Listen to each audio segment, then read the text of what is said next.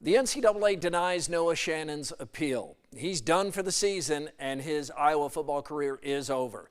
The NCAA suspended Shannon a year for gambling on an Iowa sport, though not Hawkeye football. The would-be starting defensive tackle watched the Iowa-Iowa State game in street clothes. Kirk Ferentz is not happy with the decision. Basically, I don't agree with or understand, quite frankly, the decision, especially when it comes to the severity of the punishment. And to me, that's really disappointing, especially considering our current environment right now, which, you know, believe me, the last couple of months I'm a lot more in tune to than I had been, certainly. And probably the most disappointing thing, I think the panel that heard the appeal had an opportunity to really do something, you know, make a decision that, to me, would reflect reason and also reflect the changing environment. And, you know, they failed to do so.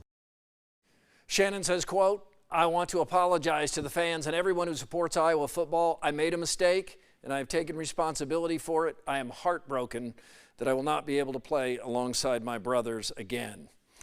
In happier news for the Hawkeyes, the Cy-Hawk Trophy is back in Iowa City, and the Hawks are back in the top 25, but there's work ahead. John Sears has more. The Hawkeyes are undefeated after 2 games, but the offense is still a major work in progress. Iowa is averaging a shade under 260 yards and just 22 points per game. Both of those numbers rank near the bottom of all Power 5 schools. Saw a lot of things that were more encouraging, and you know, we're still not there yet, but we're a more mature group, certainly, than we've been the last 2 years overall.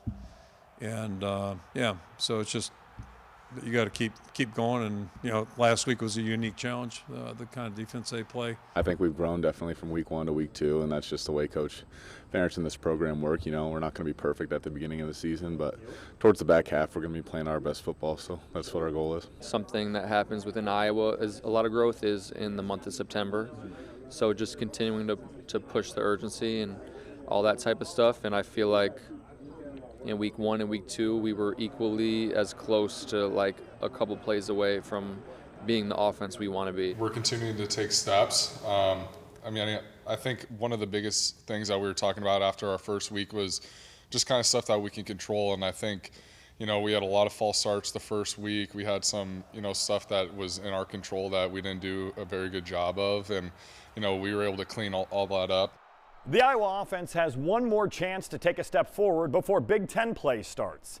Western Michigan visits Kinnick Stadium on Saturday. The Broncos are coming off a 48-7 loss to Syracuse, a game in which the Orange racked up almost 500 total yards. In Iowa City, John Sears, WHO 13 Sports. The Western Michigan Broncos are 26-point underdogs at Iowa Saturday. The Cyclones will leave Jack Trice Stadium for the first time this season. Here's Mark Freund. Iowa State hits the road for the first time this season. The return game at Mac School, Ohio, after last year's 43-10 Cyclone win here at Jack Trice Stadium. And for a young group, this is a well-timed road game before Big 12 play. I think in a multitude of ways. I mean, you're playing a really good opponent. You're playing a team that, again, has had great success and understand how to win. And you're going on the road. You're traveling for the first time.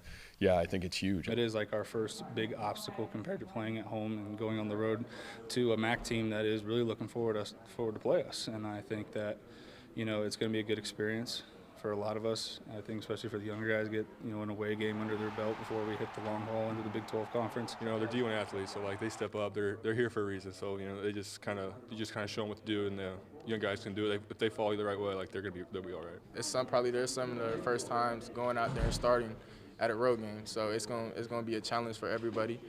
But I think like I said, our preparation right now and the leaders we have, the experienced leaders, that we just gonna guide them through everything. The Cyclones like recruiting the state of Ohio and have 6 Ohio natives on this year's roster. And of course, we can't forget about Matt Campbell, who came to Ames from Toledo and brought several coaches with him.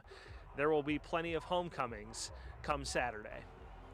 At Jack Trice Stadium, Mark Freund, WHO 13 Sports. And the Cyclones are just 2-point favorites at Ohio.